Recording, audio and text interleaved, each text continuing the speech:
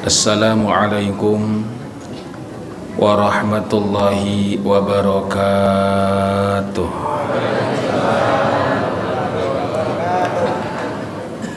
Bismillahirrahmanirrahim. Alhamdulillahi rabbil alamin.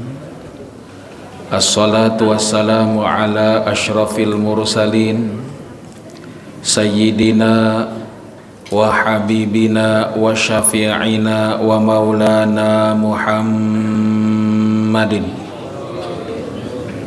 wa ala alihi wa sahbihi ajma'in. Subhanaka la ilma lana illa ma 'allamtana innaka antal alimul hakim. La haula wa la quwwata illa billahil aliyyil azim. Amma ba'du. Bapak-bapak, ibu-ibu, mari sama-sama kita baca doa. Ikuti setelah saya. Bismillahirrahmanirrahim. Rabbi auzi'ni an ashkura ni'mataka allati an'amta alayya wa ala walidayya wa an a'mala salihan tardahu wa adkhilni birahmatika fi ibadikas salihin. Hadratul afadil wal muhtaramin, para sesepuh, para kiai, para sesepuh yang sama-sama kita muliakan, bapak-bapak, ibu-ibu, para mu'takifin, para mu'takifat yang mudah-mudahan selalu mendapatkan kucuran ridha dan rahmat Allah Subhanahu wa taala. Amin ya rabbal alamin. Rasa syukur sama-sama kita panjatkan pada Allah yang dengan ridha-Nya memperkenankan kita sampai di malam yang ke-22 di bulan Ramadan ini. Bulan yang dulu Rasulullah SAW pernah menunjukkan leadership-Nya, kepemimpinannya yang begitu kuat. Tahun ke-8 Hijriah terjadi Fathu Mekkah, penundukan kota Mekkah. Rasulullah berjalan dengan para sahabat dari kota Madinah menuju ke kota Mekkah dalam keadaan berpuasa. Begitu Nabi dan sahabatnya sampai di sebuah tempat namanya Qura al-Ghamim. Qura al-Ghamim ini qaryatun bainal Madinah wa Makkah, satu desa yang berada di antara kota Mekkah dan Madinah. Tapi sayang bapak-bapak, ibu-ibu, kalau bapak ibu sekarang berangkat dari Mekah ke Madinah tidak akan pernah melewati tempat ini. Kenapa tidak pernah melewati tempat ini? Karena jalur ini, jalur yang ditempuh oleh Rasulullah adalah jalur rama. Jalur sekarang jalur tol yang merupakan jalur yang baru. Sampai di Qura al-Ghamim ini waktu sudah menunjukkan asar. Rasulullah SAW berhenti dengan para sahabatnya. Begitu para sahabat berhenti istirahat, tiba-tiba ada seorang yang datang pada Rasulullah SAW. Dia berkata, "Ya Rasulullah, syaqqa ala haula'is saumu." Berpuasa dalam keadaan bersafar, berjalan ini ternyata menjadikan sebagian di antara kita kepayahan, wahai Rasulullah SAW. Mendengar ada orang yang kepayahan dalam melaksanakan puasa di tengah-tengah perjalanan ini, Rasulullah tidak banyak bicara, Nabi tidak banyak komentar. Dia ambil baskom, air disiduk oleh baskom tersebut, naik ke sebuah batu yang cukup tinggi di mana seluruh orang bisa melihat. Nabi buka detik itu pun juga. Maaf, waktu sudah asar. Yang kalau pikiran kita itu sebentar lagi maghrib. Rasulullah ternyata tidak pernah mencibir. Sebagai pemimpin, Nabi tidak mencibir orang yang lemah sambil berkata, "Cemen loh, baru gini aja udah payah." Nabi coba tidak merayu untuk nahan puasanya sampai maghrib. Tapi Rasulullah SAW begitu mengakomodir aspirasi yang terlemah di antara umatnya. Makanya pantas Allah Subhanahu wa taala memuji Rasulullah, azizun alaihi ma anittum harisun alaikum bil mu'minina raufur rahim. Apa yang dirasakan oleh narus umatnya berat, dirasakan juga oleh Rasulullah sallallahu alaihi wasallam. Beruntung saudaraku, kita jadi umat Rasulullah sallallahu alaihi wasallam. Umat Rasulullah sallallahu alaihi wasallam ini mendapatkan keistimewaan, mendapatkan kemudahan yang tidak diberikan kepada umat-umat terdahulu. Umat-umat terdahulu, bapak-bapak, andai kata bajunya kena najis, kainnya kena najis, maka baju dan kain ini tidak pernah bisa suci walaupun dicuci dengan air 10 kali. Lalu bagaimana cara mensucikannya umat-umat terdahulu? Cara mensucikannya umat-umat terdahulu disyariatkan. Andai kata baju kena najis, kain kena najis, untuk bisa suci, maka tempat yang terkena najis tersebut harus digunting, harus dipotong. Makanya umat-umat terdahulu bisa jadi bojoknya pada bolong-bolong. Umat Rasulullah tidak harus motong baju, tidak harus ngebolongin baju. Para jamaah rahimakumullah, baju terkena najis cukup dicuci dengan air mengalir, insya Allah sudah suci. Kalaupun bolong, biasanya yang termasuk Dewan Syuro jamaah rahimakumullah, yang suka rokok jamaah rahimakumullah. Para jamaah rahimakumullah, kaum Nabi Musa datang pada Nabiullah Musa alaihissalam, ya Nabi Allah, kita ingin bertaubat, tolong sampaikan kepada Allah apa syarat agar taubat kita diterima. Allah Subhanahu wa taala berikan syarat untuk umat Nabi Musa alaihissalam. Apa kata Allah? Faqtulu anfusakum dzalikum khairul lakum 'inda bari'ikum fataba 'alaikum innahu huwat tawwabur rahim. Musa, kabari ke umat engkau, andai mereka ingin taubat dan taubatnya ingin diterima oleh Allah, syaratnya satu, faqtulu anfusakum, bunuh diri kalian. Kalau sudah bunuh diri, fataba alaikum, diterima oleh Allah taubatnya. Untung kita tidak dijadikan umat Nabi Musa, kita dijadikan umat Rasulullah SAW yang untuk diterima taubat tidak harus bunuh diri, cukup bertaubat, cukup nyesal dan janji tidak akan ngulang lagi. Insya Allah taubat kita diterima oleh Allah Subhanahu wa taala. Dan luar biasanya Allah berikan bulan Ramadan syahrul maghfirah, bulan ampunan. Karena itu Ramadan akan segera meninggalkan kita semuanya.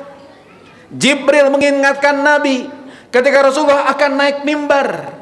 Mimbar yang sekarang posisinya ada di mimbar di Raudhah. Kalau bapak-bapak, ibu-ibu sampai ke Madinah ada mimbarnya Nabi. Memang mimbar lamanya sudah tidak ada, tapi posisinya di situ.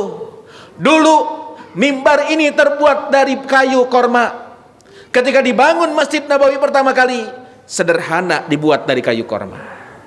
Saat ekonomi para sahabat sudah bagus, sahabat ada yang bicara, ya Rasul, izinkan kami membuat mimbar yang bagus, yang representatif untuk engkau. Rasulullah mempersilahkan. Lalu mimbar lamanya bapak ibu-ibu dipreteli kayunya, diletakkan di pojokan masjid. Satu malam Rasulullah SAW keluar dari Masjid Nabawi. Saat Nabi melangkah keluar masjid, tiba-tiba Rasulullah mendengar tangisan perempuan. Nabi bingung, siapa malam-malam yang menangis? Nengok ke kanan gak ada orang, nengok ke kiri gak ada orang, nengok ke belakang tidak ada orang. Untung yang dengar Rasulullah. Kalau bapak-bapak, ibu-ibu yang dengar malam-malam, tengah malam ada perempuan nangis gak ada orang, pasti kabur. Rasulullah SAW cari dari mana sumber tangisan tersebut. Ternyata sumber tangisan tersebut dari kayu bekas mimbar yang diletakkan di pojokan masjid. Nabi datang memegang kayu tersebut. Saya berkata, ma yubkiki, kayu, kenapa engkau menangis? Dijawab oleh kayu, ya Rasulullah, ketika aku masih jadi mimbar, engkau khutbah pegang pada diriku. Engkau capek, engkau sandar pada diriku. Tapi aku ya Rasul, sekarang teronggok di pojokan masjid, tidak ada manfaatnya, tidak bisa bermanfaat untuk dirimu. Apalah arti hidup ini wahai Rasulullah kalau tidak bermanfaat untuk engkau dan untuk umat engkau. Rasulullah SAW senyum, lalu mengambil kayu tersebut sambil berkata, ihdai, ihdai, ihdai. Tenang kayu, tenang kayu. Rasulullah jadikan sebagai pelapon rumah Rasulullah SAW. Hadis ini diungkap oleh para alim ulama dalam sebuah syair yang mungkin insya Allah sering kita baca. Wa atakal udu ya baki wa tadhallal baina yadaihi wastajarat ya habibi indaka dhabyun nufuri alaika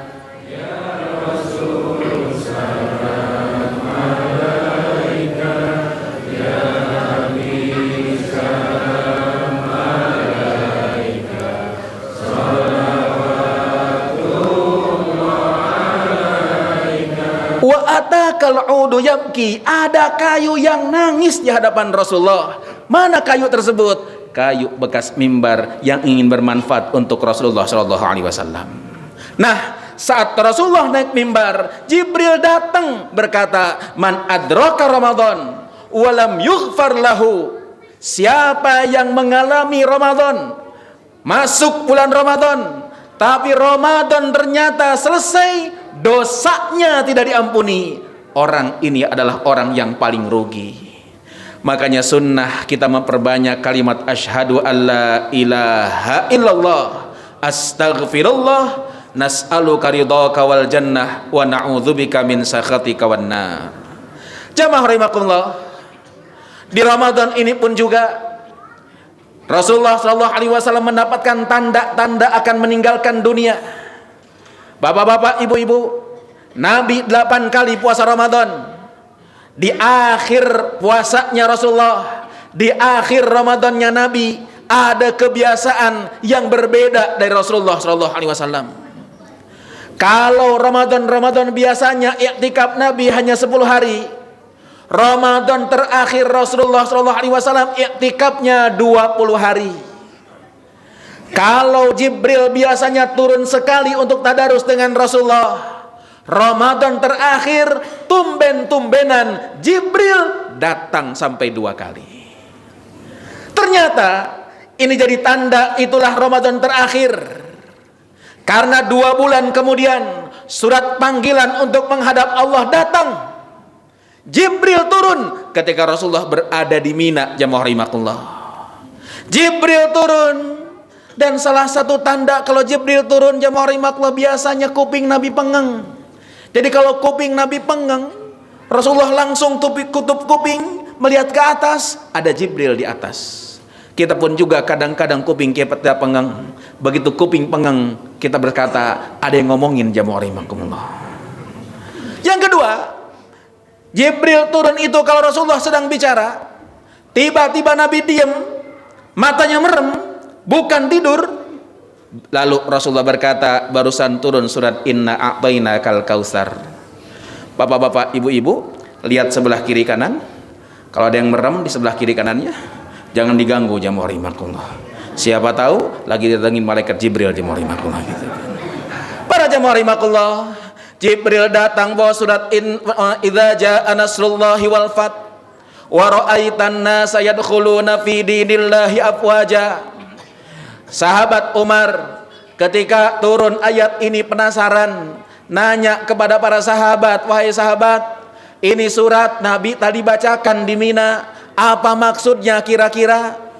Para sahabat berkata, ya Umar, ini kabar gembira, pertolongan Allah akan turun, kemenangan akan kita dapatkan, dan orang-orang akan berbondong-bondong masuk ke dalam agama Allah.